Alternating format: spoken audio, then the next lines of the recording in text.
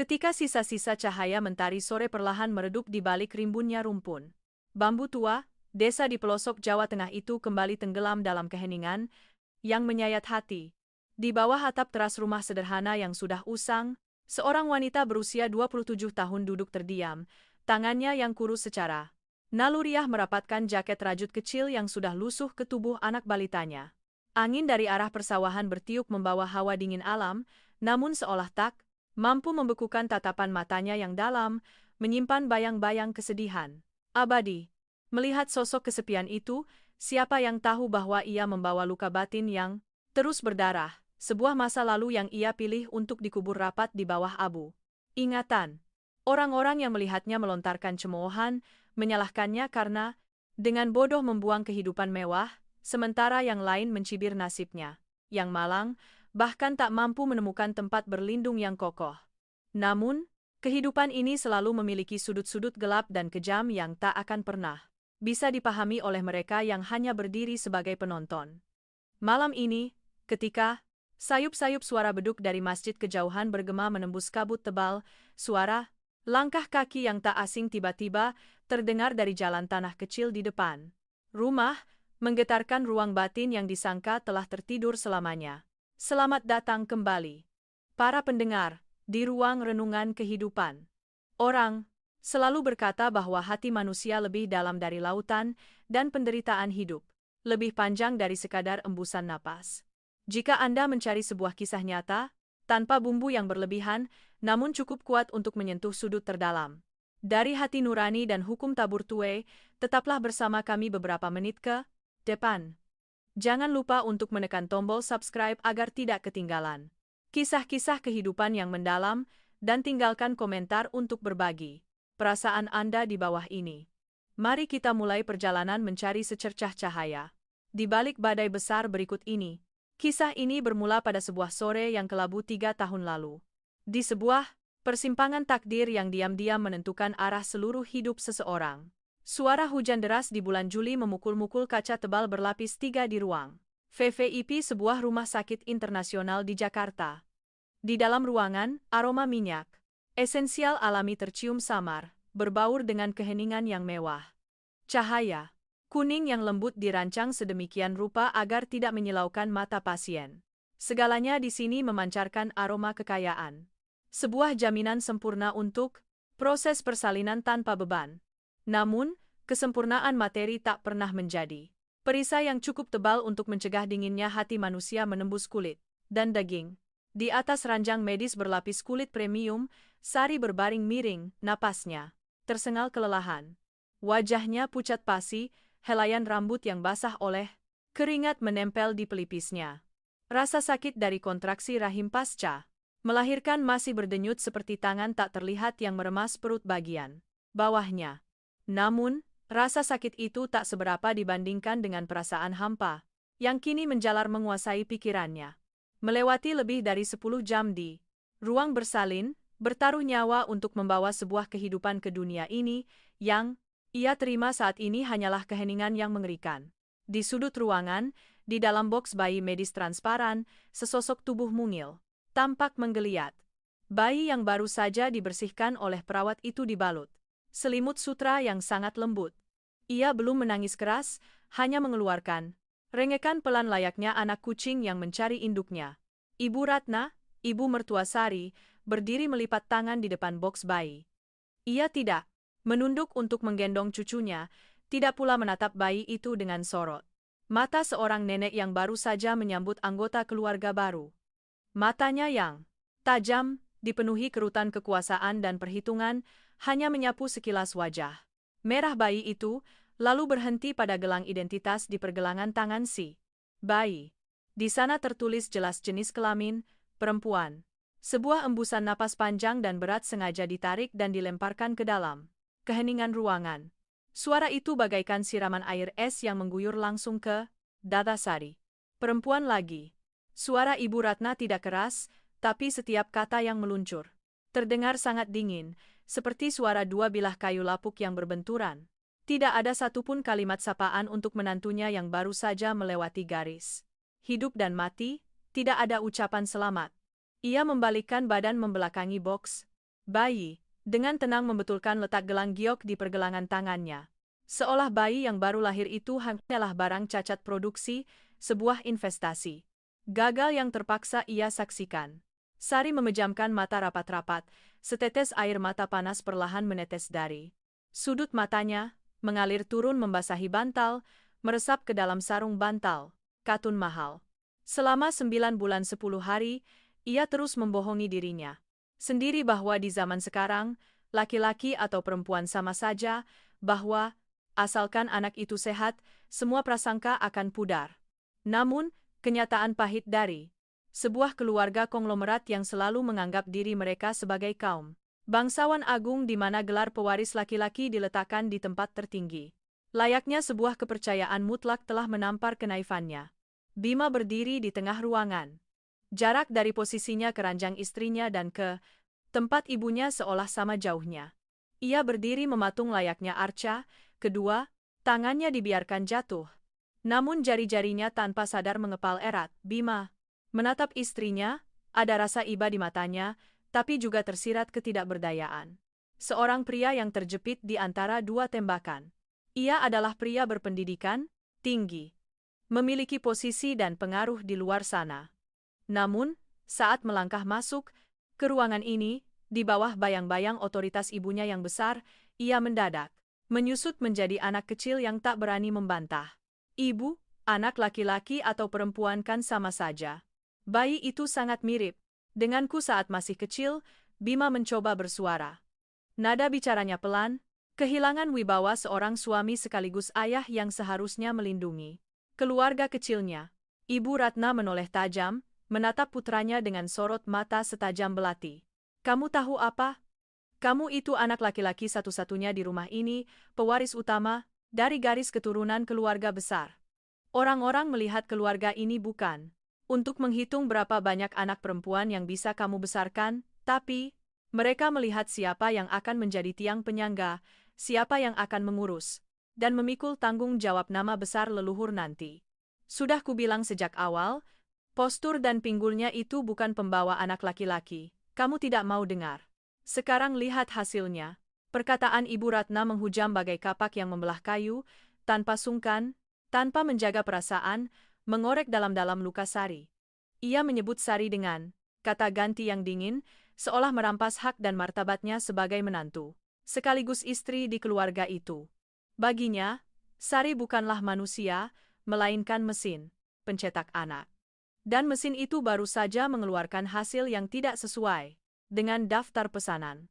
Bima menatap ibunya, lalu beralih menatap Sari. Ia melangkah ke sisi ranjang, menggenggam tangan istrinya yang sedingin es. Tangannya hangat, namun kehangatan itu tak cukup kuat untuk menembus lapisan kebekuan yang menyelimuti jiwa Sari. Ia membelai rambut istrinya perlahan dan berbisik, istirahatlah, jangan banyak pikiran. Ada aku di sini, ada aku di sini. Kalimat yang seharusnya menjadi sandaran terkuat itu, saat ini justru terdengar sangat getir. Sari tidak membuka matanya, ia juga tidak membalas genggaman tangan suaminya. Ia tahu Bima menyayanginya, tapi ia juga sangat paham seberapa besar pria itu mengabdi pada ibunya dan betapa takutnya ia pada gunjingan keluarga besar. Sikap pengecut yang dibungkus dalam lapisan kesopanan dan bakti seorang anak justru menjadi senjata paling menyakitkan yang mengiris hati Sari selama bertahun-tahun menjadi menantu. Bima tak pernah berani berdiri tegak, menggebrak meja, dan berkata pada ibunya, "Ini istriku, ini anakku, ibu tidak berhak menghina mereka." Ia hanya tahu cara meminta Sari untuk bersabar, menahan diri karena ibunya sudah tua, dan karena ibunya hanya memiliki dirinya.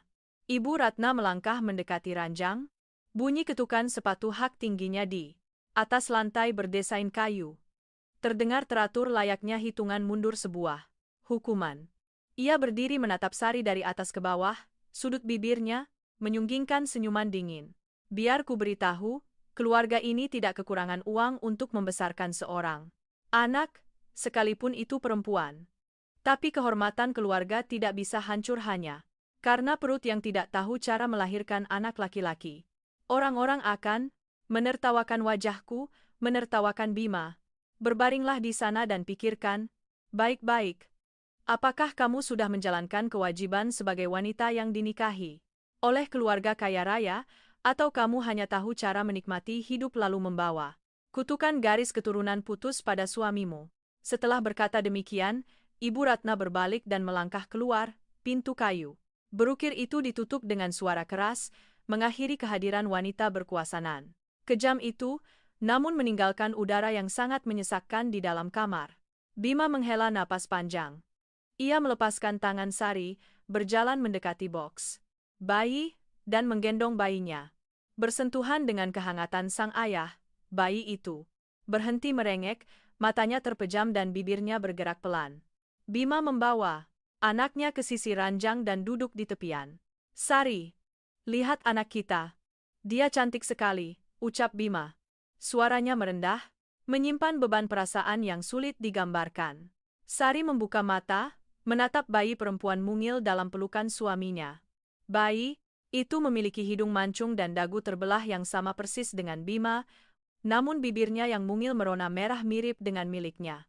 Anak ini sepenuhnya tak berdosa. Ia hadir ke dunia ini melalui cinta Sari, melalui malam-malam panjang penuh rasa mual yang menguras tenaga, melalui harapan yang menyala-nyala tentang sebuah keluarga utuh.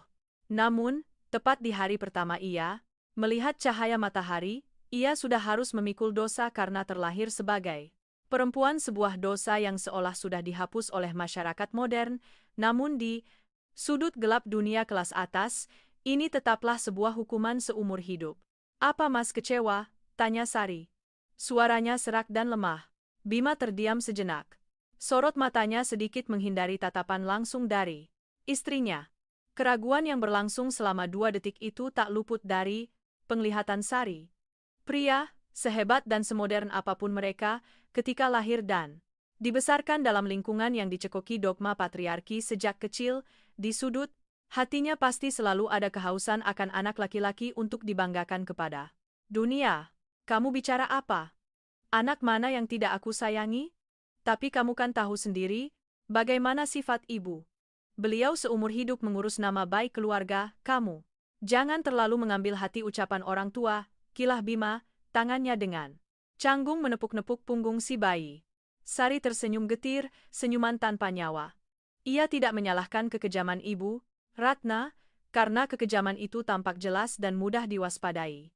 Yang ia takuti adalah cara Bima menenangkannya dengan kata-kata netral semacam itu. Itu sama halnya dengan seseorang yang menusukkan jarum ke kulitnya, lalu menyuruhnya terbiasa dengan rasa sakit itu karena si penusuk jarum tidak berniat jahat. Hujan di balik jendela mulai turun semakin lebat. Titik-titik air mengalir, panjang di kaca, mengaburkan pemandangan kelap-kelip lampu kota Jakarta di kejauhan. Di dalam kamar yang dipenuhi aroma uang dan fasilitas mewah ini, Sari merasa dirinya bagai seorang tahanan yang menunggu hari eksekusi. Ia menatap anak perempuannya yang tertidur lelap, sementara rasa gelisah yang menusuk tulang menjalar di hatinya. Naluri keibuannya mengatakan bahwa hari-hari damai yang singkat telah benar-benar usai, dan badai yang akan datang tak akan berhenti hanya pada cemoohan di ranjang persalinan. 6 bulan setelah kelahirannya, bayi itu diberi nama Ayu, sebuah nama yang merangkum harapan terbesar Sari akan kehidupan yang tenang dan aman. Namun nama itu tak sejalan dengan kenyataan. Rumah mewah 3 lantai yang berdiri megah di kawasan perumahan elit itu, bagi Sari, kini terasa layaknya labirin yang dingin. Langkah kakinya di rumah ini selalu harus pelan dan menunduk, seolah suara sekecil apapun akan melanggar. Keagungan berlapis dari keluarga tersebut. Sejak keluar dari rumah sakit, posisi Sari di keluarga itu tergambar jelas dari cara para pelayan memperlakukannya dan dari sikap ibu mertuanya. Ibu Ratna tidak lagi mencaci maki seperti di rumah sakit. Ia beralih pada senjata yang jauh lebih mengerikan, isolasi total. Ia menganggap Sari layaknya sosok tak kasat mata. Setiap kali makan malam, ia hanya mengobrol dengan Bima tentang bisnis dan kerabat, tanpa sekalipun melirik menantunya. Jika Sari mencoba berbicara, ia akan membalas dengan keheningan atau anggukan acuh tak acuh untuk mematikannya. Ayu juga tidak diizinkan dibawa ke ruang tamu besar ketika ada tamu yang berkunjung. Menurut perkataan Ibu Ratna kepada pengasuh, tangisan anak kecil bisa merusak suasana. Jadi lebih baik biarkan ia di kamar lantai atas agar tidak berisik. Bima tetaplah Bima. Ia bolak-balik antara perjalanan bisnis singkat dan rapat-rapat yang berlangsung hingga tengah malam. Setiap kali melihat istrinya, semakin kurus, dengan kantung mata menghitam karena harus mengurus anak, sekaligus menahan tekanan mental, Bima selalu membelikan perhiasan mahal atau sekotak sarang burung walet berkualitas tinggi. Ia berpikir bahwa materi bisa menebus rasa sakit, atau mungkin itu adalah satu-satunya cara yang bisa ia lakukan untuk menenangkan hati nuraninya sendiri tanpa harus berhadapan langsung dengan ibunya. Kamu bertahanlah dulu untuk sementara waktu. Lewati masa ini, kalau ibu sudah tenang, semuanya akan berubah. Bima selalu mengulang kalimat itu. Setiap kali, Sari mencoba mencari tempat bersandar. Ia menyadari bahwa pria terkadang menghindari konflik keluarga dengan menempelkan label urusan perempuan pada masalah tersebut, agar mereka bisa berdiri di luar arena dengan tangan yang bersih. Semuanya terus bergejolak seperti api dalam sekam, hingga tiba suatu hari di pertengahan minggu pada bulan ke-6. Hari itu langit mendung, udara sangat panas dan menyesakkan, pertanda badai besar akan datang. Ibu Ratna pulang lebih awal dari acara minum teh bersama perkumpulan sosialitanya. Begitu melangkahkan kaki ke ruang tamu, ia langsung membuat seisi rumah gempar karena menemukan brankas kecil di kamar tidurnya terbuka lebar.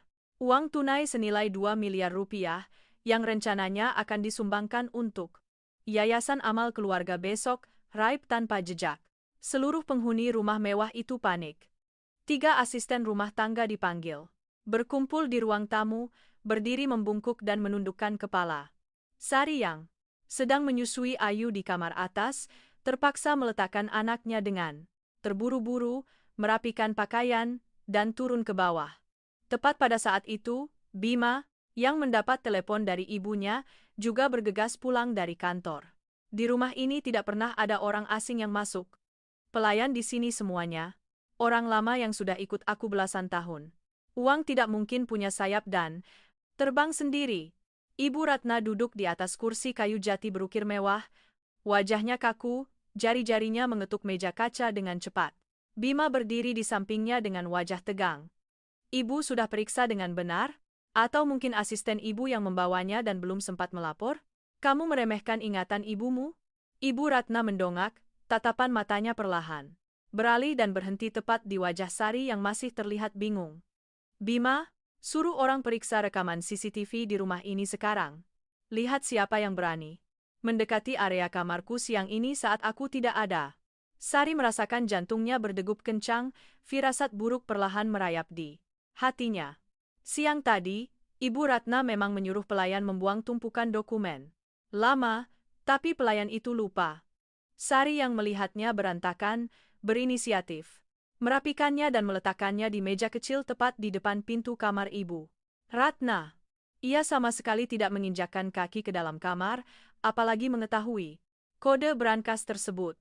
Tak sampai 30 menit, Kepala Keamanan Perumahan membawa sebuah tablet ke ruang tamu.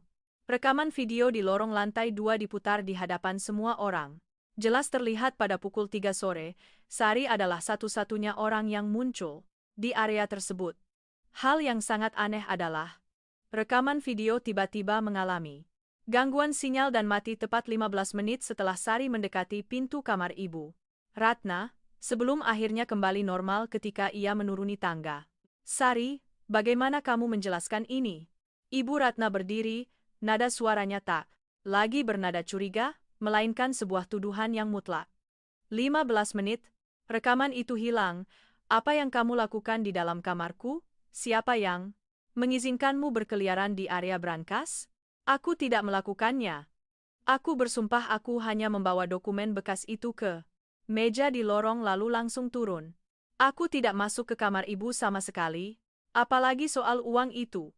Sari melangkah maju, suaranya gemetar tapi matanya menatap tegas ibu mertuanya. Tidak masuk ke kamarku? Lalu kenapa kameranya rusak tepat di saat itu? Atau, jangan-jangan, kamu mengandalkan sedikit pengetahuan teknologimu untuk menyuruh orang meretas sistem dan menghapus jejakmu? Ibu Ratna tertawa sinis, lalu melemparkan setumpuk kertas ke atas meja. Lalu ini apa? Bukti transfer bank. Dari rekeningmu ke rekening orang tuamu di kampung sebesar 300 juta rupiah. Minggu lalu. Dari mana kamu dapat uang sebanyak itu kalau bukan dari mencuri? Uang di rumah ini untuk menghidupi keluarga kampungmu? Sari terpaku. Uang 300 juta itu adalah tabungannya sejak masih lajang sebelum menikah, ditambah dengan honor dari pekerjaan menerjemahkan lepas yang diam-diam ia kerjakan di malam hari selama beberapa bulan terakhir. Uang itu dikirim untuk ayahnya agar bisa memperbaiki atap rumah di desa yang bocor karena badai.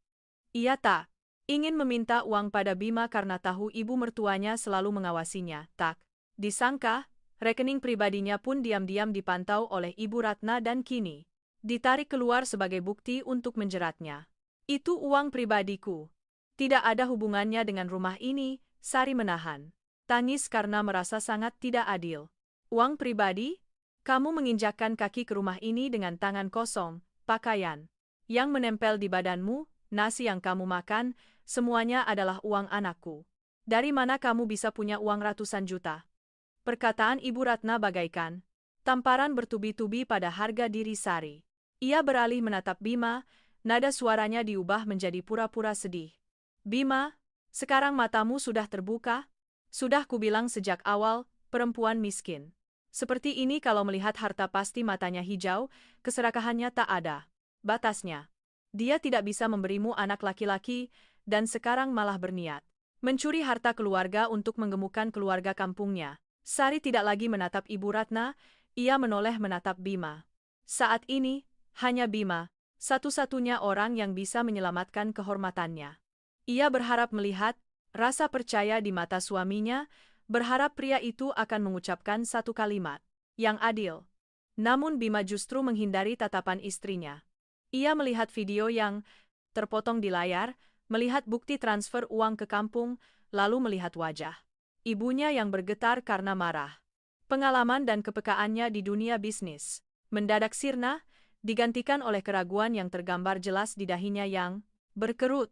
Kumpulan bukti yang diatur dengan sangat sempurna itu menghantam tepat pada kelemahan seorang pria yang selalu hidup dalam perlindungan dan dogma keluarganya.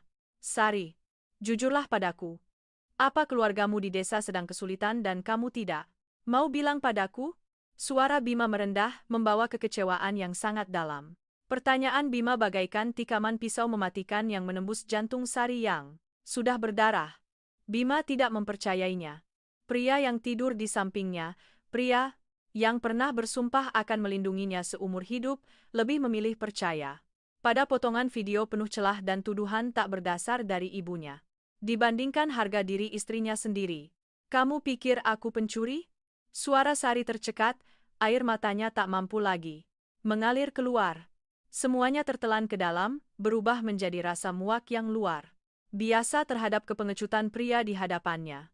Aku tidak ingin memperpanjang masalah ini ke polisi agar tidak mencoreng arang di wajah keluarga kita, suara dingin Ibu Ratna memotong udara yang mencekik.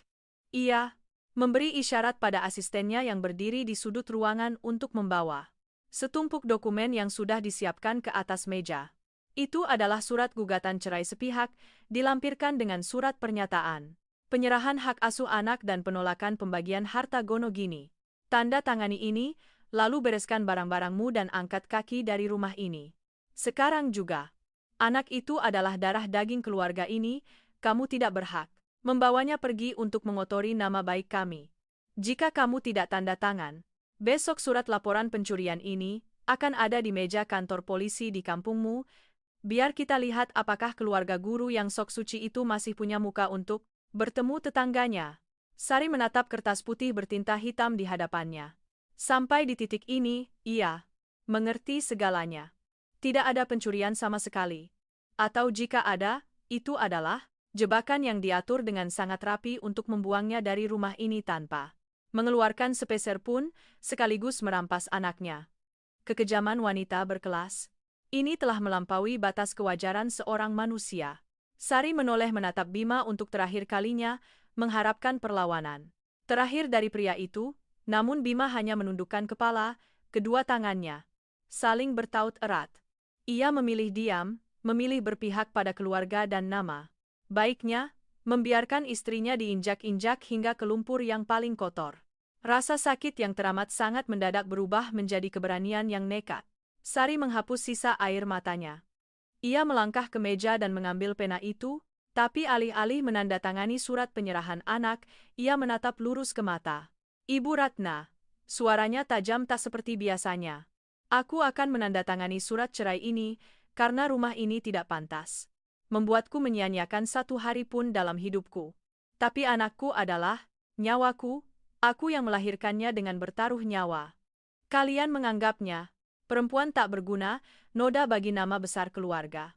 Kalau begitu, jangan harap bisa menyentuh sehelai pun rambutnya. Tanpa menunggu reaksi siapapun, Sari berbalik dan berlari menuju lantai atas.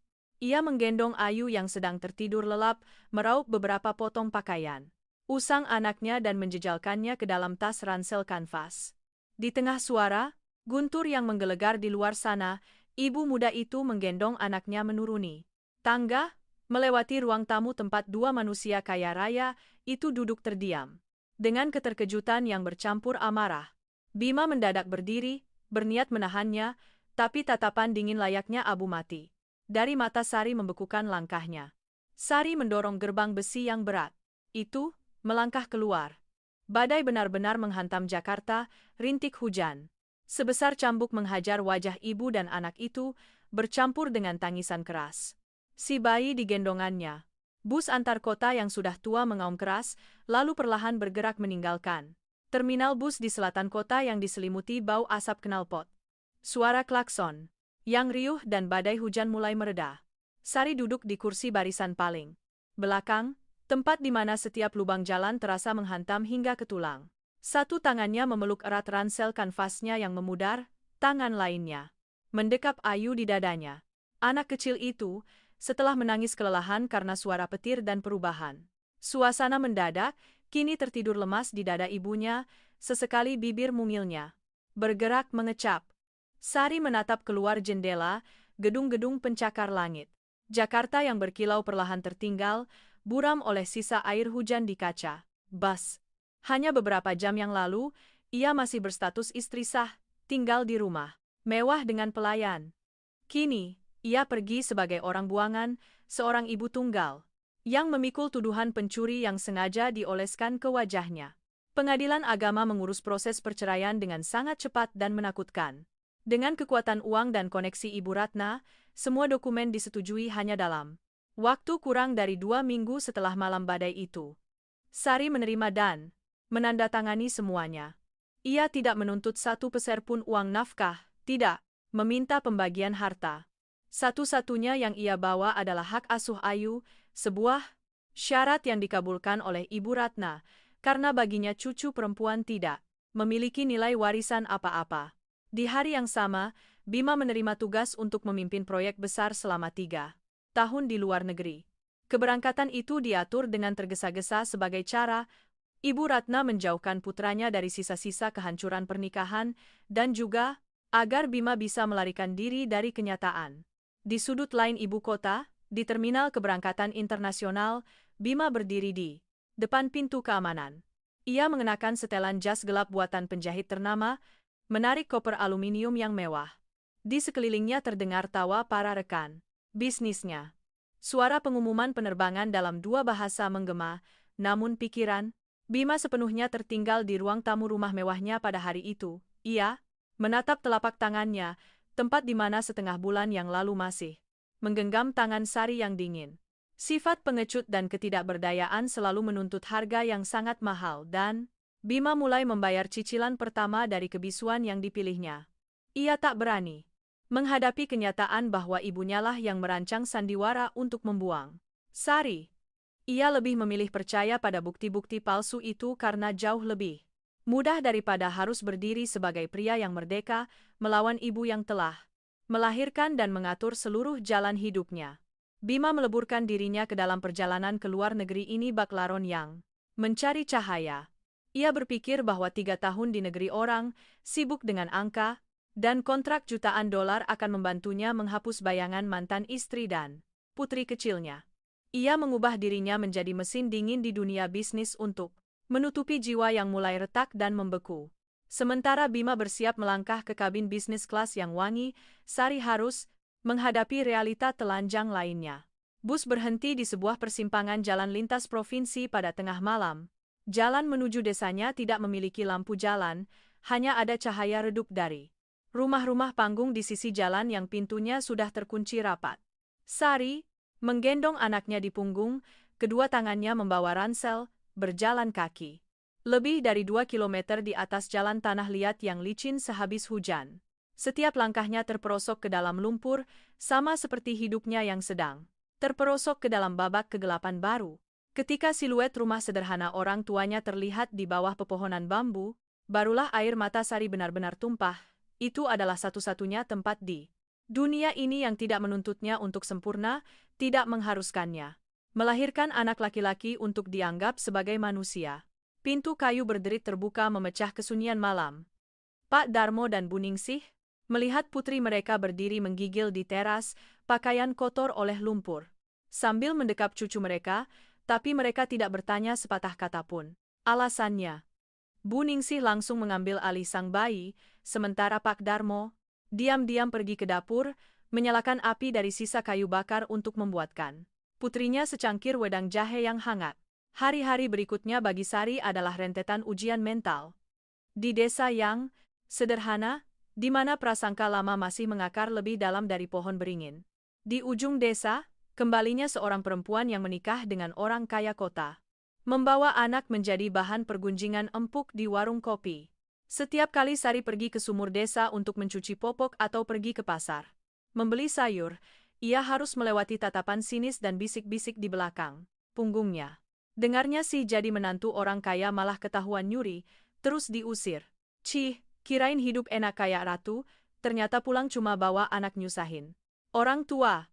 Itulah, nggak bisa ngasih anak cowok ke keluarga kaya, ya pasti dibuang ke jalan. Kata-kata beracun itu seperti jarum yang menusuk kulit, tapi Sari mencoba mengabaikannya. Ia menatap ayahnya, seorang pensiunan guru PNS yang selalu hidup dengan harga diri dan kejujuran. Kini setiap kali ayahnya keluar rumah, ia harus menunduk menghindari sapaan sarkastik dari tetangga. Hati Sari perih bukan main. Ibunya pun makin kurus. Bu Ningsih menelan air matanya sendiri, merawat Ayu. Dengan menyuapkan bubur dan susu murah, berusaha menebus kasih sayang ayah yang hilang dari cucunya. Namun kedamaian yang seadanya itu pun tak bertahan lama. Di Jakarta, Ibu Ratna, meskipun sudah menyingkirkan Sari, kecemasan seorang wanita yang selalu hidup dalam kecurigaan tidak pernah surut. Melihat foto-foto bayi Ayu yang pernah diambil oleh pengasuh, ia menyadari anak itu semakin lama semakin mirip dengan Bima. Ia mulai ketakutan. Selama 3 tahun Bima di luar negeri, bagaimana jika mantan istrinya itu menggunakan anak perempuannya sebagai alasan untuk kembali dan menuntut pembagian harta atau merusak nama baik putranya? Selama darah daging keluarga mereka masih berkeliaran di luar sana, Ibu Ratna merasa kursi kekuasaannya belum benar-benar aman. Ibu Ratna memanggil asisten kepercayaannya ke ruang kerja. Cahaya lampu meja menyorot wajahnya yang penuh perhitungan. Cari tahu bagaimana kehidupan keluarga mantan menantuku di kampung sekarang. Kudengar keluarga mereka punya sebidang tanah warisan yang lumayan luas di pinggir jalan raya kecamatan. Benar, begitu, Joko. Ibu Ratna menyesap tehnya, nada bicaranya santai seperti sedang membicarakan barang dagangan. Benar, Bu. Tanah itu sekarang harganya sedang naik karena daerah sana mau dijadikan kawasan industri, lapor Joko sambil menunduk. Bagus. Cari beberapa makelar tanah di daerah sana, diam-diam paksa keluarga itu untuk menjual tanah tersebut. Keluarga yang tidak punya tempat berpijak, tidak punya harta simpanan, tidak akan punya harga diri untuk menatap ke atas. Kita harus menghancurkan semua jalan hidup mereka, agar mereka paham bahwa kalau berani melawan keluarga ini, seumur hidup mereka tidak akan bisa mengangkat kepala. Panggilan telepon dari Jakarta ke komplotan mafia tanah di daerah itu menjadi awal dari badai baru yang menyasar langsung ke rumah sederhana tempat 3 generasi itu berlindung. Jalan raya kecamatan yang biasanya tenang di musim kemarau tiba-tiba diramaikan oleh deru mesin mobil double cabin mengkilap berpelat Jakarta. Mereka tidak pulang untuk menjenguk kerabat. Mobil-mobil itu berhenti mendadak di warung kopi di ujung desa. Turunlah beberapa pria berpakaian bermerek tapi bertampang preman, kalung emas melingkar di leher, mata mereka beringas menatap rumpun, bambu dan tembok-tembok rumah tua. Hanya dalam waktu 2 hari, udara beracun mulai menyebar. Dimulai dengan selebaran gelap tanpa nama yang disebar di sepanjang jalan dan di depan balai desa pada dini hari. Ibu-ibu yang pergi ke pasar pagi memungutnya, mengopernya, lalu berkumpul berbisik-bisik. Di kertas itu tercetak dengan tinta buram, tuduhan kejam yang menyatakan bahwa keluarga Pak Darmo sang guru yang dihormati itu sebenarnya adalah sarang penipu. Putrinya yang menikah ke kota suka mencuri dan diusir, dan kini seluruh keluarganya terlilit utang besar hingga rumah dan tanah mereka akan disita. Bagi desa di mana kehormatan seseorang diukur dari pandangan tetangga dan wibawa keluarga, selebaran itu sama dengan hukuman mati secara moral. Sari keluar ke halaman sumur, tangannya yang kurus gemetar saat memungut. Selebaran yang sengaja dilempar seseorang melewati pagar, tepat jatuh di atas ayunan bambu milik Ayu. Ia meremas kertas itu, kuku-kukunya menancap dalam daging hingga berdarah. Kekejaman wanita di kota sana sungguh tak ada batasnya. Ia tidak hanya ingin mengusir Sari, tapi juga mencabik-cabik sisa harga dirinya, mengubah ia dan keluarganya menjadi pendosa yang tak bisa lagi menatap dunia. Namun yang pertama kali runtuh, bukanlah Sari, melainkan Pak Darmo, ayahnya. Sang guru tua yang seumur hidup berdiri di depan kelas, rambutnya memutih, punggungnya mulai bungkuk, yang selalu menjunjung kehormatan lebih dari nyawanya sendiri. Pagi itu, ketika Pak Darmo baru saja menuntun sepeda ontelnya hendak ke kantor pos kecamatan untuk mengambil uang pensiun, beberapa kenalannya memalingkan wajah atau menatapnya dengan pandangan antara sinis dan kasihan. Seseorang, dengan mulut tajam berteriak, "Guru ngajar anak orang lain tapi anak sendiri. Nggak bisa diajarin? Dibiarkan jadi maling, bikin malu saja, Pak." Pak Darmo berdiri kaku di tengah jalan. Sepeda ontelnya jatuh berdebum ke tanah, wajahnya membiru, dadanya naik turun dengan hebat seperti kehabisan oksigen. Ia tak mampu berkata-kata, hanya memegangi kepalanya lalu ambruk berlutut di rerumputan pinggir jalan. Lonjakan tekanan darah yang tiba-tiba membuat pembuluh darahnya pecah. Ia pingsan seketika. Ketika Sari dan ibunya berlari keluar setelah mendengar kabar, Pak Darmo sudah digotong warga ke puskesmas desa dalam kondisi setengah sadar, mulutnya miring. Keluarga itu sekali lagi jatuh ke dalam kepanikan luar biasa. Sari menguras sisa uang simpanannya untuk menyewa ambulans, bergegas membawa ayahnya ke rumah sakit umum daerah, RSUD di pusat kota kabupaten. Rumah sakit RSUD yang sesak, bau karbol, suara sirene ambulans, dan isak tangis menciptakan suasana yang mencekik jiwa. Pak Darmo dimasukkan ke ruang ICU, tubuhnya dipenuhi selang dan alat monitor jantung. Sari berdiri di lorong, menatap dari balik kaca kecil dengan hati teriris. Ayahnya yang tangguh, satu-satunya sandaran hidupnya, kini berbaring di sana, lemah dan sendirian. Bu Ningsih duduk lemas di kursi besi dingin di lorong, kedua tangannya menutupi wajah, bahunya yang kurus bergetar hebat. Ia tidak menangis keras, tangisan orang tua yang telah melewati terlalu banyak penderitaan itu tertahan di kerongkongan. Ia menatap putrinya, menatap cucunya yang baru berumur beberapa bulan yang bingung di gendongan Sari, lalu menatap pintu ruang ICU, matanya sepenuhnya kehilangan cahaya. Ia bergumam putus asa, keluarga kita selalu berbuat baik, kita tidak punya musuh, kenapa ada yang ingin mematikan jalan hidup kita begini, Nduk? Di tengah puncak kesengsaraan keluarga Sari, para makelar tanah itu mulai bermunculan, bagaikan burung bangkai yang mencium bau kematian. Pada suatu sore, saat Sari baru saja keluar dari ruang perawatan untuk membeli bubur, dua pria berjaket kulit sudah menunggu di sudut lorong rumah sakit. Salah satu dari mereka yang bernama Tono, dengan tatapan licik dan senyum palsu, melangkah mencegatnya. "Mbak Sari kan? Kami dari agen properti kota, niatnya mau bantu keluarga Mbak." Tono menyodorkan kartu nama, tapi Sari tidak menerimanya. "Saya tidak mau jual apa-apa." "Minggir, Jawab Sari dingin, naluri bertahannya. Bangkit, Tono tidak marah, ia menyeringai dan mendekat ke telinga Sari, suaranya merendah, penuh ancaman.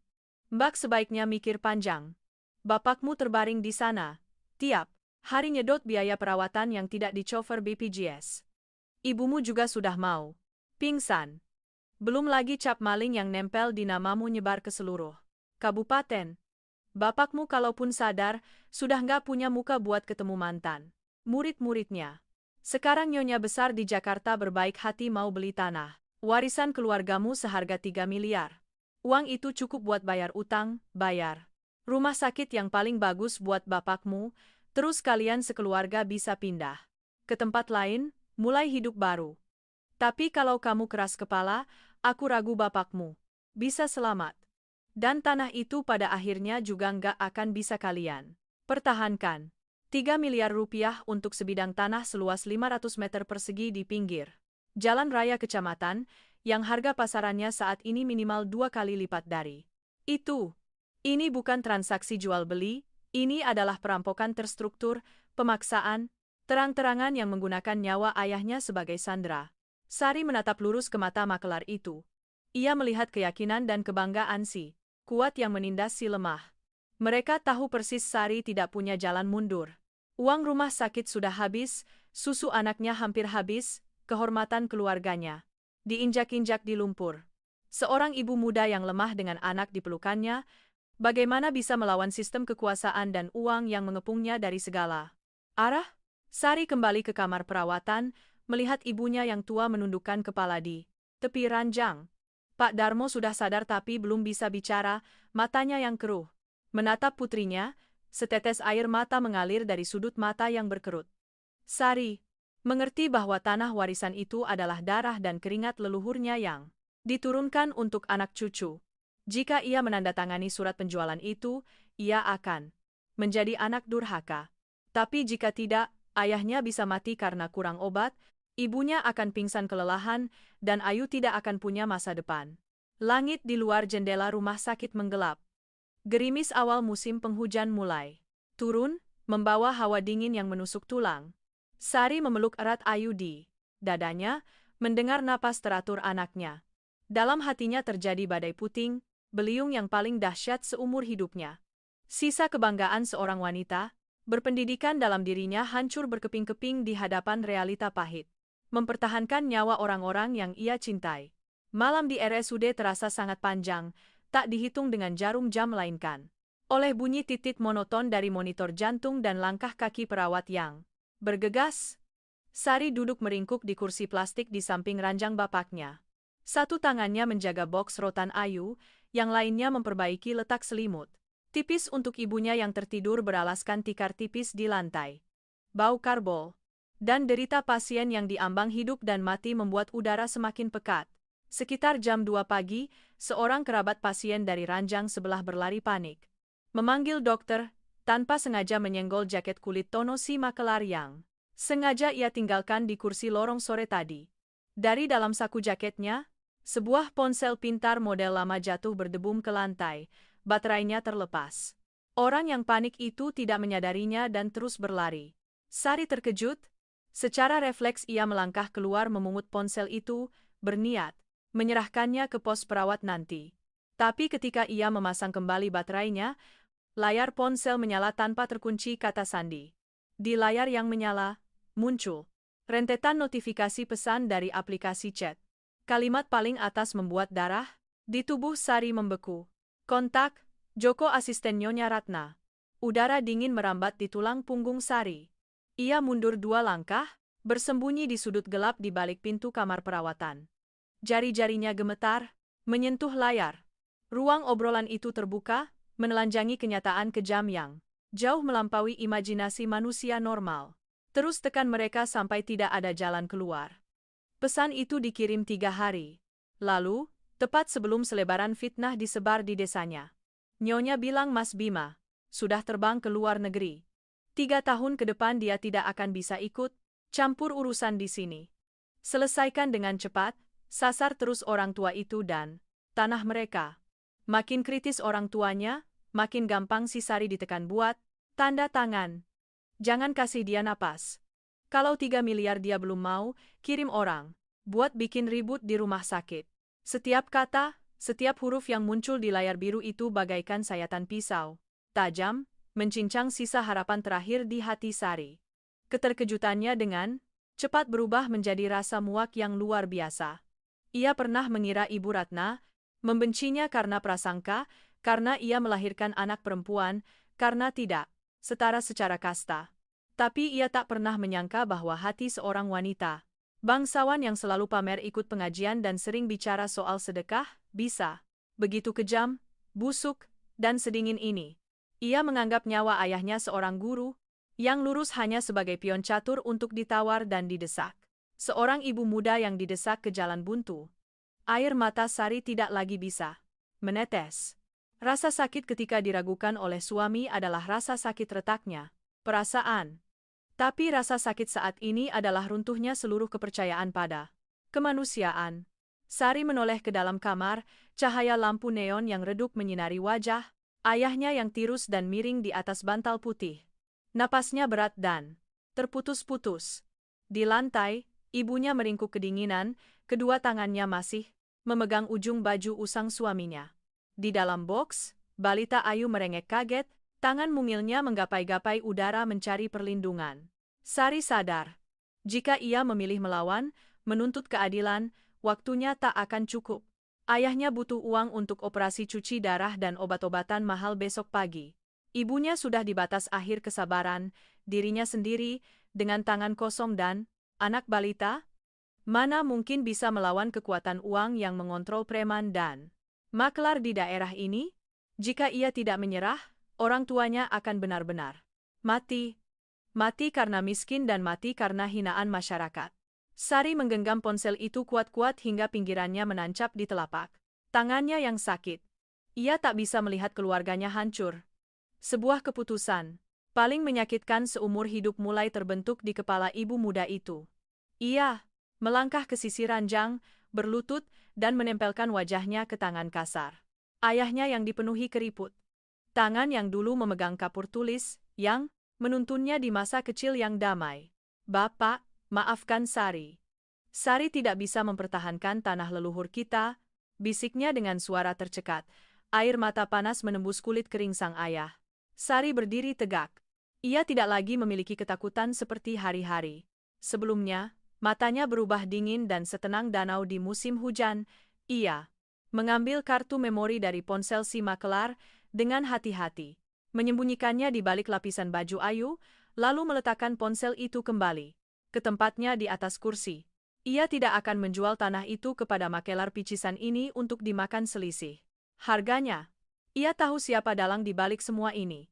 Jika ingin mengakhiri badai ini, ia harus menemui langsung pembuat badainya. Ia akan kembali ke Jakarta, melangkah masuk ke tempat yang pernah menghinanya.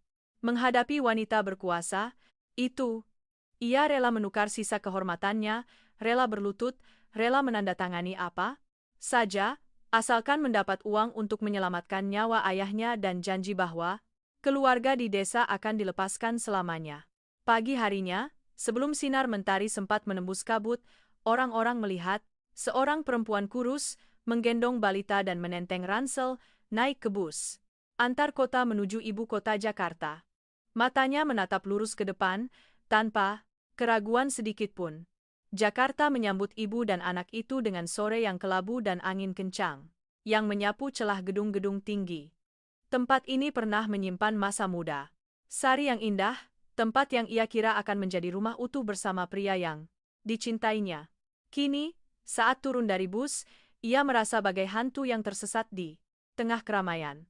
Kota ini masih gemerlap dengan kekayaannya, hanya dirinya yang telah dipukul mundur ke dalam kegelapan selama 3 tahun berjuang membesarkan anak di desa, dengan tubuh letih dan jiwa yang dicabik-cabik oleh mertuanya. Ayu kini sudah hampir berumur 4 tahun. Anak malang itu, setelah ikut menanggung stres dari cibiran tetangga dan hawa dingin perjalanan, tubuh mungilnya sudah mencapai batas. Ia tak lagi punya tenaga untuk berlari, hanya bersandar lemas di punggung ibunya. Kedua pipinya merah karena demam tinggi.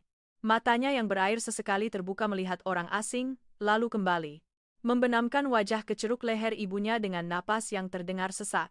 Sari menahan tubuh anaknya dengan satu tangan lainnya memegang ransel, mencoba menarik kerah bajunya untuk melindungi anaknya dari rintik hujan monsun yang menerpa wajah. Ia tidak punya waktu dan uang untuk membawa anaknya ke rumah sakit saat ini. Sisa uangnya setelah membayar tiket bus dan membeli susu paling murah hanya tersisa puluhan ribu rupiah.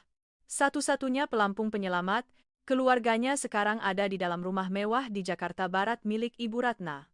Ia butuh uang dalam jumlah besar hari ini juga untuk ditransfer ke RSUD. Kalau tidak, operasi ayahnya besok akan dibatalkan dan guru tua itu tak akan pernah bangun lagi. Ironisnya, ketika Sari sedang berteduh di bawah emperan mal besar di seberang kompleks perumahan elit itu, layar LED raksasa menyiarkan berita bisnis sore. Di layar, wajah Bima yang tampan namun kini terlihat dingin dan keras muncul dalam balutan jas yang rapi.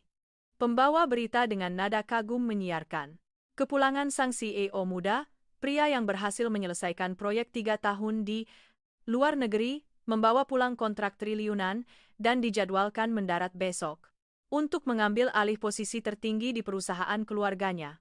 Sari berdiri kaku menatap layar itu, bibirnya menyunggingkan senyum getir yang menyesakkan dada. 3 tahun di luar negeri, suaminya naik ke puncak kejayaan, menjadi kebanggaan media dan keluarga. Sedangkan dirinya, 3 tahun ini, menghitung recehan dari menerjemahkan secara diam-diam demi membeli susu, menelan air mata melihat orang tuanya hancur di desa, dan kini harus menggendong darah daging pria itu untuk mengemis belas kasihan pada ibunya. Kontras itu sangat konyol dan kejam hingga membuat dadanya sesak, perih seperti ditaburi garam di atas luka yang menganga. Tepat jam 3 sore, Sari berjalan melintasi aspal mulus perumahan, berdiri di depan gerbang besi tempat rumah mewah itu. Tangan gemetarnya menekan bel, Kuningan. Yang keluar membuka pintu adalah pengasuh lama, satu-satunya orang di rumah ini yang dulu diam-diam memberinya simpati. Melihat Sari yang sangat kurus, matanya cekung, bajunya basah kuyup, menggendong Ayu yang sudah membesar tapi sedang demam tinggi, pengasuh itu memekik tertahan. Ya Allah, Mbak Sari. Kenapa jadi begini? Sebentar, saya lapor nyonya dulu. Namun gerbang tidak langsung dibuka. Pengasuh itu masuk, dan 5 menit kemudian keluar dengan wajah serba salah, tak berani menatap mata Sari. Mbak, nyonya bilang hari ini beliau sibuk menyiapkan pesta penyambutan Mas Bima yang besok pulang. Beliau tidak ada waktu terima tamu tak diundang. Kalau Mbak mau tunggu saja di luar. Nanti kalau beliau senggang, baru dilihat lagi. Sari tidak berbalik pergi. Ia tidak terkejut, ia paham ini adalah serangan psikologis pertama, permainan kejam dari Ibu Ratna. Wanita itu ingin mematahkan sisa harga dirinya, ingin ia merasakan harga mahal karena berani kabur dari kendalinya selama 3 tahun ini, dan menyadarkannya bahwa di dunia ini, orang miskin tidak punya hak memilih cara berdiri. Sari diam-diam membetulkan kain jarik gendongannya, menarik handuk kecil, menutupi kepala Ayu, lalu berdiri kaku seperti patung di samping pilar gerbang yang dingin. Air hujan dari emperan atap menyiram bahunya, rasa dingin merayap di punggungnya. 1 jam, 2 jam, 4 jam berlalu di bawah hujan gerimis. Lampu-lampu rumah mewah di sekitarnya mulai menyala, memancarkan cahaya kuning, keemasan yang hangat. Para pelayan dari dapur Ibu Ratna sesekali mengintip dari jendela. Tatapan mereka antara kasihan dan sinis. Berbisik-bisik bahwa perempuan yang dulu dicap maling ini kembali setelah 3 tahun demi memeras uang. Sari mendengar semuanya, tapi hatinya datar bagai abu. Tepat jam 7 malam, lampu sorot dari mobil mewah yang datang mendekat, menyilaukan wajah Sari yang pucat pasi tanpa darah. Mobil itu mengerem halus di depan gerbang. Kaca jendela hitam tebal diturunkan setengah, memperlihatkan wajah aristokrat, tajam, dan dingin dari Ibu Ratna, yang masih memakai kacamata hitam mahal meski hari sudah gelap. Ia menatap Sari dari ujung kepala hingga kaki, tak ada sepercik pun belas kasihan di matanya, yang ada hanyalah kilat kemenangan dari seorang pemburu yang melihat mangsanya masuk sendiri ke dalam perangkap. Gerbang besi raksasa itu terbuka perlahan, mobil meluncur melewati Sari, masuk ke halaman berlapis granit yang bersih. Joko sang asisten turun dari mobil, membetulkan kerah jasnya lalu mendekati Sari. Masuk ke teras. Nyonya kasih waktu 10 menit. Ibu Ratna tidak mengizinkan Sari masuk ke ruang tamu utama. Ia berhenti di area pendopo teras luar yang dilindungi atap kaca kanopi dengan pilar-pilar besar. Kursi rotan empuk bergaya Eropa telah disiapkan oleh pelayan. Ibu Ratna duduk dengan santai, menerima cangkir teh kamomil hangat dari pengasuh, tanpa melirik sedikit pun ke arah mantan menantunya yang berdiri menggigil di bawah tempias. Hujan. Sari mengatur napasnya. Kakinya sudah mati rasa setelah berdiri lebih dari 4 jam. Ia melepaskan handuk basah dari kepala Ayu, memperlihatkan wajah kecil yang memerah karena demam. Sari menatap wanita tua yang duduk di atas itu, melihat ke dalam matanya yang tajam yang menuntut kepatuhan mutlak. Ia tahu segala penjelasan tentang hilangnya uang 3 tahun lalu atau kebersihan keluarganya, sekarang sama sekali tidak ada artinya. Wanita ini tidak butuh kebenaran, ia butuh penaklukan. Saya mohon, Nyonya, lepaskan keluarga saya di desa. Suara Sari serak, bergetar hebat. Tak ada balasan. Ibu Ratna dengan santai menyesap tehnya, bunyi porselen berbenturan terdengar nyaring di keheningan teras. Sari menggigit bibirnya, hingga berdarah. Ia mundur selangkah, kedua lututnya bergetar, lalu ambruk. Berlutut di atas lantai granit yang sangat dingin. Percikan air hujan membasahi celana kainnya, rasa dingin yang menusuk tulang langsung naik ke ubun-ubun. Di punggungnya, Ayu tersentak kaget, tangis rengekannya kembali terdengar, begitu lemah dan menyedihkan. Barulah Ibu Ratna meletakkan cangkir tehnya ke atas meja, menunduk melihat perempuan yang bersujud di kakinya. Kamu tahu cara berlutut juga ya? 3 tahun lalu waktu kamu bawa kabur anak perempuan itu, kamu sangat angkuh kan? Kamu bilang rumahku tidak pantas untukmu, kamu punya harga diri, kamu suci. Begitu kan? Suara Ibu Ratna datar, tiap kata diucapkan lambat tapi setajam silet. Sembunyi di kampung 3 tahun, membesarkan anak ini, ujung-ujungnya kena masalah sedikit langsung ke sini. Berlutut padaku. Keberanian keluarga guru kalian cuma segini? Saya yang salah. Semuanya salah saya. Sari menundukkan kepalanya hingga menyentuh lantai dingin, air matanya bercampur air hujan di wajahnya. Nyonya, mau beri saya tuduhan apapun terserah, mau saya mengaku salah apapun saya lakukan. Tapi saya mohon, suruh orang-orang Nyonya pergi dari desa kami, hentikan penyitaan tanah warisan keluarga saya, bapak saya kritis di RSUD, butuh uang operasi besok pagi. Saya janji. Saya bersumpah setelah mengurus bapak, saya akan bawa anak ini pergi jauh. Selamanya tidak akan muncul di Jakarta lagi, tidak akan pernah berurusan dengan Mas Bima atau keluarga ini lagi. Janji seorang maling itu harganya berapa? Ibu Ratna tersenyum sinis, matanya tak goyah sedikit pun melihat tangisan hancur seorang ibu. Sudah kubilang, darah keluarga ini tidak boleh berkeliaran di luar untuk kau jadikan alat memeras. Kamu mau aku menyelamatkan ayahmu yang tua itu? Bisa, aku sudah siapkan. Semuanya untukmu. Ibu Ratna memberi isyarat. Joko si asisten langsung melangkah maju, meletakkan sebuah map berlapis plastik di lantai tepat di depan wajah Sari, beserta bantalan tinta merah untuk cap jempol. Tanda tangani surat pelepasan hak asuh anak ini. Cap jempolmu di surat, pengakuan bahwa kamu yang mencuri uang 2 miliar itu 3 tahun lalu untuk keluargamu. Dan tanda tangani akta jual beli tanah di desamu ke perusahaan perantaraku dengan harga 1 miliar. Uang itu cukup untuk menyambung nyawa ayahmu yang sudah reyot itu beberapa tahun lagi. Ibu Ratna berdiri, ujung sepatu hak tingginya berhenti tepat di dekat jari-jari Sari yang gemetar. Tanda tangan. Asal kamu tanda tangan dan tinggalkan anak ini di sini, uang 1 miliar akan langsung ditransfer ke rekening RSUD. Kalau tidak, besok kamu siap-siap saja beli peti mati untuk ayahmu. Sari menatap dokumen di atas lantai dingin itu. Demi nyawa ayahnya dan keselamatan anaknya, segala harga diri kosong harus disingkirkan. Ia rela menjadi pengecut, rela berlutut, asalkan anaknya hidup dan ayahnya selamat.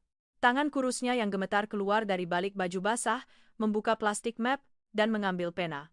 Jari-jarinya kaku karena kedinginan dan karena rasa sakit yang meremas dadanya. Ia menempelkan mata pena ke kertas putih, air matanya menetes memburamkan tulisan surat penyerahan hak asuh anak. Tepat di detik pena Sari menggoreskan huruf pertama tanda tangannya, deru mesin, yang sangat beringas mendadak terdengar dari arah jalan raya. Lampu sorot dari sebuah mobil SUV hitam besar menyapu celah gerbang besi, menyorotkan cahaya. Menyilaukan ke area teras, suara rem berdecit keras di atas aspal basah. Mobil itu menerobos masuk ke halaman tanpa menunggu pelayan membuka gerbang. Sepenuhnya, mengerem mendadak tepat di tepi tangga teras, menghempaskan cipratan air hujan ke udara. Pintu SUV terbuka dengan kasar. Bima turun, koper kulit premiumnya masih menempel stiker bagasi bandara dari penerbangan internasional. Ia tidak memberitahu keluarganya bahwa ia memajukan jadwal tiketnya sehari lebih cepat. Karena di lubuk hatinya, rasa gelisah dan hampa memaksa pria yang telah 3 tahun merantau ini untuk menghadapi kenyataan secepatnya. Namun, bermimpi pun Bima tak pernah membayangkan, pemandangan pertama yang menyambutnya di tanah air adalah puing-puing hancurnya kemanusiaan tepat di halaman rumah mewahnya. Di bawah sorot lampu SUV yang belum dimatikan, Bima berdiri membeku bak patung. Jasnya yang rapi dan wangi parfum luar negeri yang mahal sangat kontras dengan sosok Sari yang kurus, basah kuyup, berlutut hancur di atas lantai granit. Dingin. Di punggungnya, seorang anak kecil menggigil di balik handuk basah. Rengekan lemah anak itu berbaur dengan suara rintik hujan di atap kaca, menciptakan suara yang menyayat hati. Sari, kamu. Kenapa kamu di sini? Suara Bima pecah dan terbata-bata, membelah udara yang tegang. Pengalaman hidup dan wibawa sebagai pria yang memegang kendali proyek triliunan di luar negeri mendadak hancur. Berkeping-keping saat melihat wanita yang pernah ia janjikan cinta, sedang bersujud di kaki ibunya layaknya pendosa. Ibu Ratna sedikit terkejut dengan kemunculan putranya yang tiba-tiba, namun, kelicikan seorang wanita berkuasa dengan cepat membantunya menguasai keadaan. Ia berdiri, melangkah maju, sengaja menggunakan tubuhnya untuk menghalangi pandangan Bima dari tumpukan dokumen di lantai. Bima, kamu sudah pulang? Kenapa tidak bilang supaya ibu suruh orang menjemputmu? Suara Ibu Ratna mendadak berubah hangat layaknya ibu yang penyayang. Tidak ada apa-apa kok. Kamu pasti capek, masuklah istirahat, Sari. Datang kemari bawa anak itu mau memeras uang bulanan. Ibu cuma sedang membereskannya. Tapi Bima tidak mendengar ucapan ibunya, matanya terpaku pada balita di punggung. Sari. 3 tahun lalu saat ia pergi ke bandara, bayi itu baru berusia 6 bulan, merah dan lemah. Kini, anak itu sudah besar. Waktu kecil. Memeluk leher ibunya erat-erat dengan ketakutan luar biasa, menatap pria asing yang baru turun dari mobil itu dengan mata berkaca-kaca. Rasa penyesalan dan rasa bersalah yang selama ini ia kubur di negeri orang, mendadak bangkit, mencabik-cabik dada Bima bagaikan binatang buas. Bima berlari dan membungkuk hendak membangunkan Sari. Sari, berdirilah, kalau ada apa-apa bicarakan pelan-pelan. Kenapa kamu harus berlutut begini? Jangan sentuh kami. Sari tersentak kaget dan mundur secara naluriah. 1. Tangannya bertumpu di lantai, tangan lainnya memeluk pantat anaknya. Matanya menatap Bima tanpa sisa cinta sedikit pun, tak ada juga rasa dendam atau harapan. Seperti dulu. Yang ada hanyalah ketakutan dan kewaspadaan tingkat tinggi. Ia, bagaikan induk hewan yang tersudut ke jalan buntu, siap menggunakan cakar rapuhnya untuk melindungi anaknya dari moncong senapan pemburu. Jangan rebut anakku, Mas Bima, aku mohon.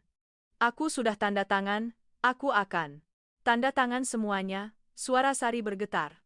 Ia buru-buru menyambar pena, berniat menuliskan sisa huruf di surat pelepasan anak itu. Aku mengaku aku pencuri. Aku mengaku aku pengecut. Tolong suruh ibumu transfer uang buat menyelamatkan bapakku. Jangan ambil Ayu dariku. Perkataan Sari ibarat pisau godam yang menusuk dan memutar di jantung Bima. Ia terpaku di tempat, kedua tangannya bergetar hebat. Pencuri, melepaskan anak, transfer uang buat bapak.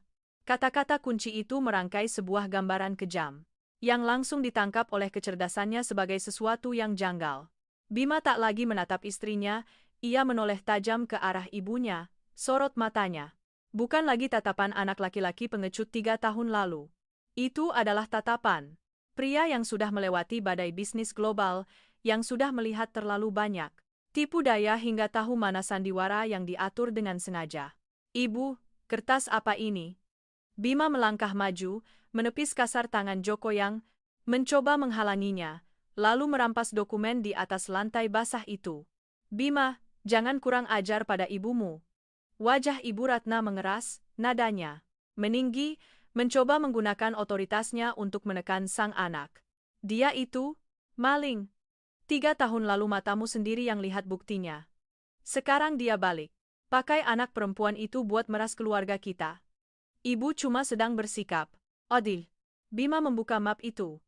Di bawah cahaya lampu teras, tulisan surat penyerahan hak asuh anak dan pengakuan pencurian 2 miliar terlihat sangat jelas. Yang paling membuat mata Bima memerah karena amarah adalah surat akta jual beli tanah di desa mertuanya dengan harga murah 1 miliar. 1 miliar ditukar dengan nyawa bapaknya, ditukar dengan harga diri istri dan anakku seumur hidup. Ibu sebut ini adil? Bima tertawa, tawa yang serak dan getir memantul di dinding tinggi rumah mewahnya. 3 tahun bertarung di luar negeri menghadapi jebakan perusahaan multinasional telah mengubah pria lemah itu menjadi sosok yang tajam. Ia bukan lagi suami naif yang gampang ditipu oleh bukti yang diatur rapi. Bima tidak berdebat dengan ibunya. Ia menoleh tajam ke arah asisten ibunya, Joko, yang berdiri merapat ke dinding dengan wajah pucat pasi. Bima melangkah maju, mencengkeram kerah jas Joko, memojokkannya ke tembok batu. Joko, kamu ikut ibuku bertahun-tahun, kamu tahu sifatku kan? Suara Bima sangat rendah, sedingin es. 3 tahun aku di luar negeri, sistem keuangan keluarga. Ini tetap lewat pantauanku. Dana amal 2 miliar tahun itu atas nama ibuku, tapi uangnya tidak pernah keluar dari rekening utama. Aku kasih kamu satu kesempatan. Terakhir kalau masih mau hidup di kota ini. Video CCTV 3 tahun lalu siapa yang potong? Dan mafia tanah di desa Sari sekarang siapa yang suruh? Tubuh Joko gemetar hebat, matanya melirik liar ke arah Ibu Ratna mencari pertolongan, tapi Ibu Ratna kini juga menutup mulutnya rapat-rapat, tangannya gemetar memegang cangkir teh. Di bawah desakan dan ancaman Bima, Joko sadar bahwa payung kekuasaan Ibu Ratna tak lagi bisa melindunginya dari kemarahan sang pewaris tunggal. Mas Bima, tolong ampuni saya. Suara Joko mencicit. Nyonya, besar yang menyuruh saya bayar orang buat potong video itu, supaya ada bukti, untuk memaksa Mbak Sari cerai tanpa harta gono gini. Soal di desa, Nyonya, takut Mbak Sari pakai anak itu buat minta hak waris nanti, jadi saya disuruh sewa komplotan, si Tono nyebar fitnah dan maksa keluarga Guru Darmo jual tanah. Biar mereka harus pindah dari desa.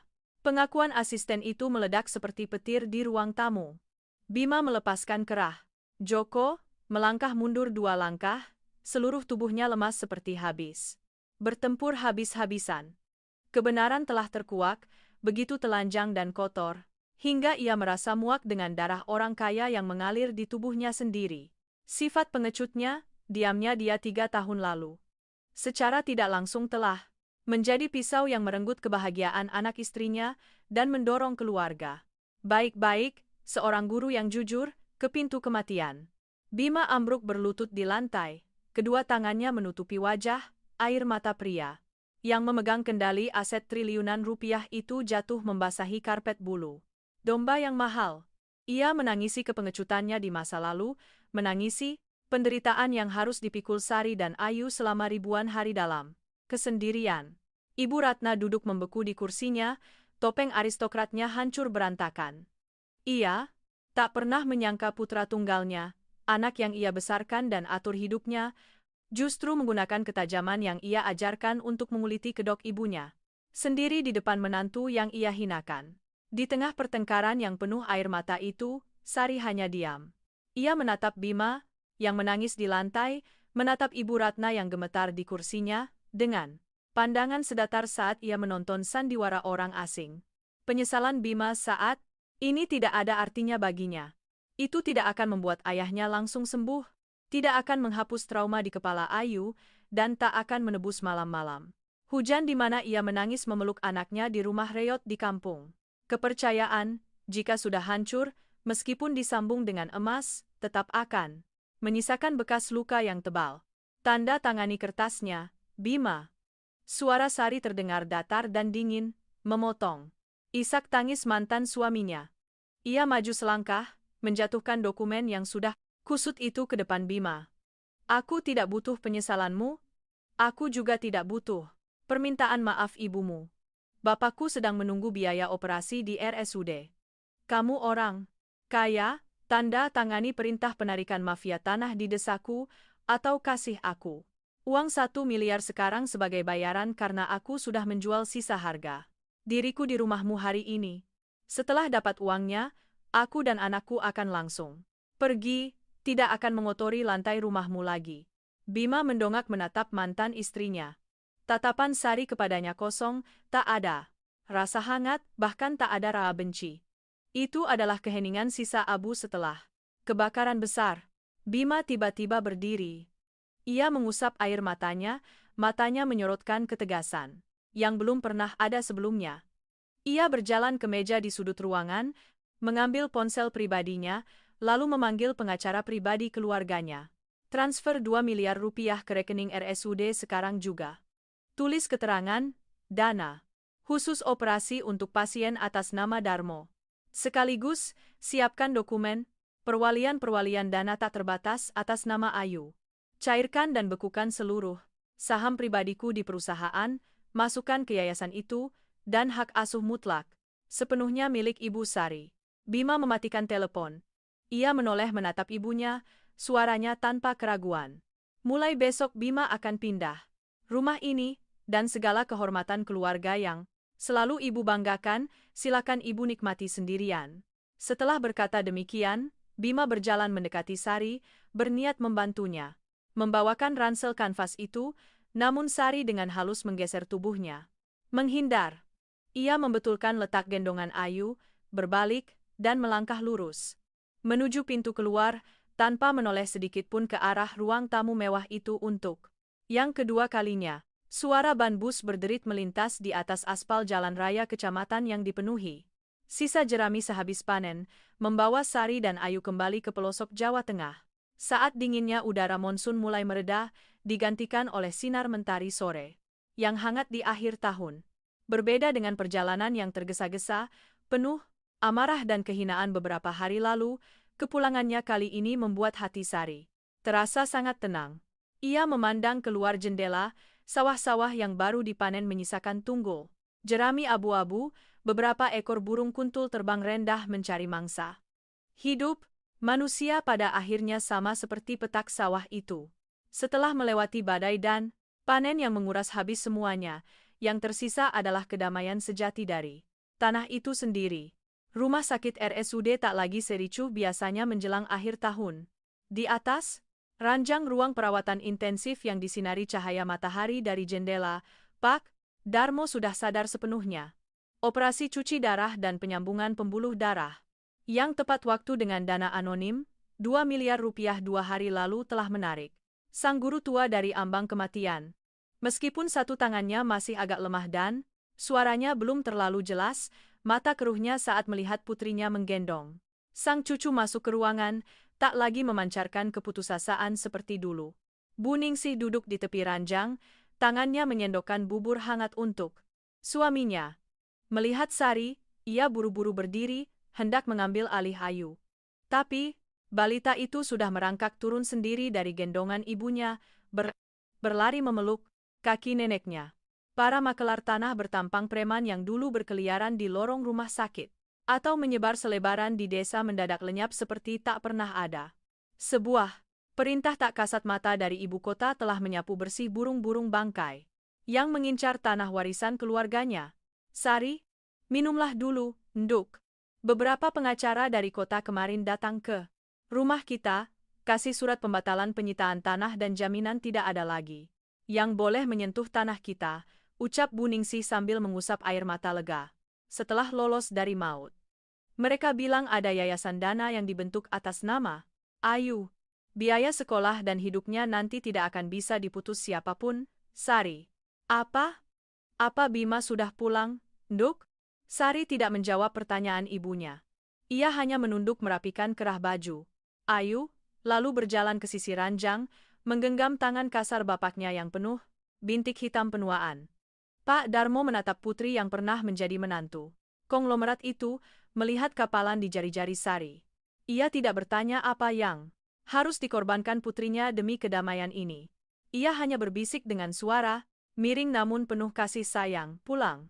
Pulang ke rumah itu yang paling baik, Nduk. Kita masih punya rumah. Sari tersenyum, senyum yang benar-benar tulus setelah ribuan hari hidup dalam air mata dan kecurigaan. Ia tahu uang 2 miliar dan yayasan atas nama anaknya itu adalah cara Bima mencoba menggunakan materi untuk menambal luka hati yang sudah tercabik-cabik. Pria itu telah memilih dengan tegas meninggalkan rumah mewahnya dan ibunya yang otoriter untuk memperbaiki kesalahannya sendiri. Namun kehidupan ini sangat adil. Tidak ada tombol kembali untuk sebuah kesadaran yang terlambat. Memaafkan bukanlah tiket pulang pergi yang membuat seseorang bisa dengan santai kembali ke posisinya semula setelah menorehkan luka yang begitu dalam. Sari tidak membenci Bima, tapi ia juga tidak lagi mencintainya. Cintanya telah mati pada malam saat pria itu memilih dia menghadapi tuduhan ibu Ratna, dan tumpukan abu itu tak bisa dihidupkan kembali dengan uang penebus dosa. Sore itu, kabut tipis mulai turun di atas rumpun bambu desa. Sari menuntun Ayu berjalan-jalan di pematang sawah yang berangin. Anak berusia hampir 4 tahun. Itu memakai jaket hangat berwarna merah terang, bagaikan percikan api kecil yang menghangatkan langit kelabu. Anak itu berceloteh menunjuk bunga-bunga liar di pinggir sawah, sesekali tertawa kecil melihat kerbau yang sedang santai mengunyah rumput. Dari kejauhan di ujung jalan desa, sebuah mobil SUV hitam yang tak asing diam-diam berhenti di tepi jalan aspal.